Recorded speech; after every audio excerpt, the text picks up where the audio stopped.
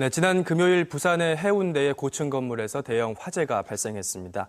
다행히 인명피해는 없었는데 그동안 지적돼 왔던 고층 건물들의 화재 위험성이 그대로 노출됐던 사건이었는데요.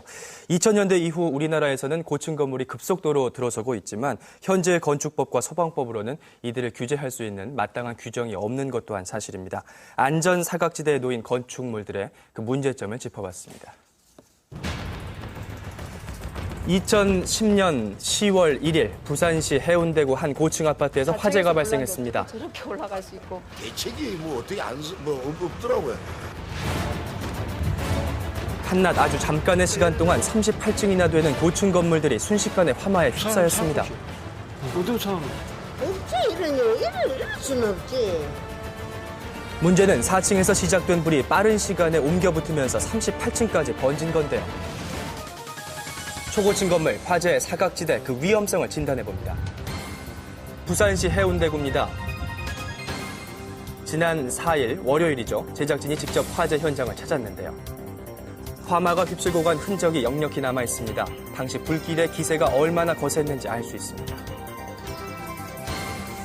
이날은 경찰의 화재 감식이 있는 날이었는데요. 사건을 수사 중인 해운대 경찰서는 누전으로 인한 화재를 가장 큰 가능성으로 보고 있습니다.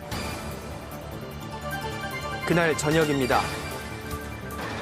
아파트 주민들이 피해 현장을 다시 한번 둘러보고 있습니다. 지금 뭐 병황이 어떤지도 모르는데 무슨 인터뷰를 하겠습니다. 할 말이 참담합니다. 할 말이 없습니다. 고층 위로 쳐다보는 게 이제 막 진짜 노려지. 정말 할 수 있다면 막 이사 가고 싶은 생각밖에 없어요. 이웃 주민들에게도 고층 건물의 화재는 큰 충격이 아닐 수 없습니다.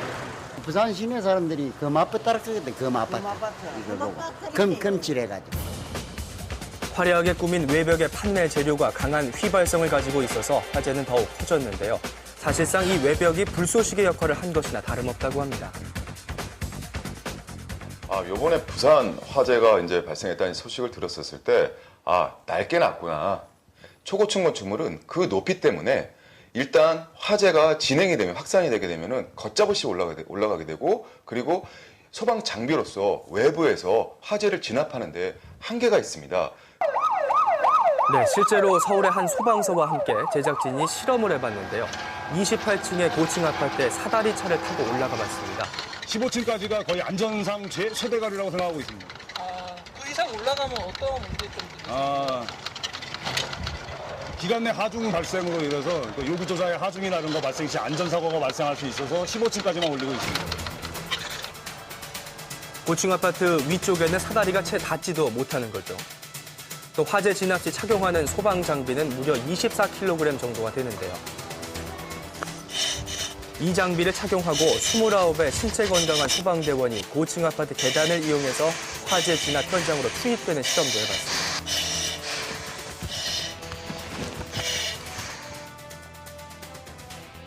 첫째로 목표로 한 건 30층이었는데 지금 공기 잔량을 보니까 지금 대략 한 10분에서 한 15분 정도 쓸 수 있는 잔량이거든요. 현장에서 구조 작업을 하고 내려가는 그 시간까지 계산하면 더 이상 올라가는 건 의미가 없을 것 같습니다. 고층 화재 시 소방관이 착용한 장비로는 화재를 진압할 수 없다는 설명인데요. 인천의 초고층 건물 건설 현장을 찾았습니다. 이게 녹아버리지, 불 나면 다 타버리지. 이게 잘못됐지, 이게. 엘리베이터하고 승강계단 2개밖에 없는데. 너무 위험성은 그냥 대책만 하나한테. 한창 건설 중인 이곳의 초고층 건물 역시 안전대책은 미비한 실정인데요.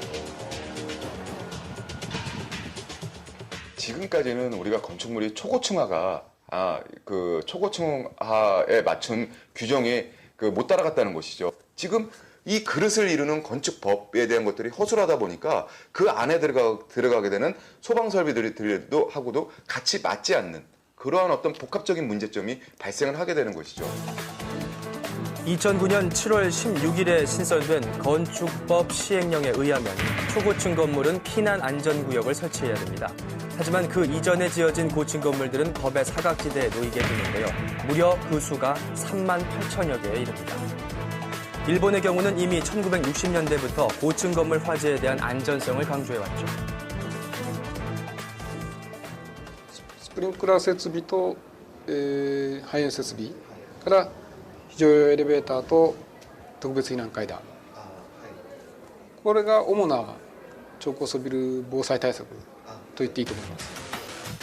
해외에서는 건물을 짓기 전 화재에 대한 철저한 대비책을 마련하도록 하고 있습니다. 우리나라도 지난 9월 30일 초고층 및 지하연계 복합 건축물 안전관리에 관한 특별법이 행정안전위원회를 초고층 통과했습니다. 건물 같은 경우는요, 통일된 규정이 없기 때문에요. 이 법이 통과되면은 설계 때서부터 피난 대피층을 만들어야 되고요. 그리고 종합 방제실을 만들어야 되고요. 피난 통로라든지 뭐 통로 확보라든지 여러 가지 측면에서 교육을 실시해야 되고 이런 부분에서 굉장한 차이가 있습니다. 바로 어제였습니다. 서울의 한 호텔에서 초고층 빌딩의 화재 위험과 대응책을 논의하는 국제 세미나가 개최돼서 관심을 끌었습니다. 지상 106층이고 지하 5층, 다음 잠실 롯데 월드 이외의 프로젝트들의 피난 안전구역 배치 사례에 대해서 발표하겠습니다. 해외 같은 경우는 초고층 건축물이나 거대 공간에 대한 그런 제도들이 상당히 활발하기 때문에 이 자리를 통해서 해외의 선진 사례를 우리가 어떻게 받아들일 것인지 거기에 대한 논의가 있을 것 같고요. 땅은 좁고 인구 밀도는 높아 초고층 건물의 건축은 불가피합니다. 하지만 안전불감증으로 인한 허술한 방제 시스템과 부주의는 철저히 경계를 해야겠죠. 강화구역이나 현재 지어지는 건물에 대한 실태 파악을 하고 부실한 부분에 대해서 우리가 보완을 하고 나서 초고층 건축물에 대한 근본적인 대책을 세우지 않는 한 계속 지금과 같은 화재 확산은 불이 날 때마다 있을 수밖에 없다고 생각이 듭니다. 초고층 건물 화재로부터의 안전을 지키기 위해서는 지금보다 더욱 철저한 재난 대책이 필요한 시점입니다. 외국의 경우에는 초고층의 건물을 지을 때 4개 층마다 대피소가 마련된다고 들었거든요. 네. 근데 물론 멋진 건물, 훌륭한 건물이 지어지는 것도 중요하겠지만 이 안전 대책이 없이는 정말 큰 문제가 되지 않을까 싶어요. 그렇습니다. 이 소방방재청에 따르면은 올해 1월 기준으로 11층 이상의 고층 건물의 수가 전국적으로 8만 4천 곳에 이르고 있었는데요. 하지만 이들 건물에 대한 화재 예방책은 없는 것이나 다름이 없는 상황입니다. 이 건물주들이 건물을 단순한 이익 추구의 대상으로 볼 것이 아니라 시민들의 생명을 담보하고 있다라는 사실 다시 한번 생각을 하셔야겠고요. 정부와 관련 부처도 보다 확실한 제도 마련에 시급히 서둘러야겠습니다. 네, 이제 불조심해야 하는 또 시기죠. 이 고층 건물에 대한 화재 예방 또 진압 대책도 확실히 마련이 돼야 될 것 같습니다.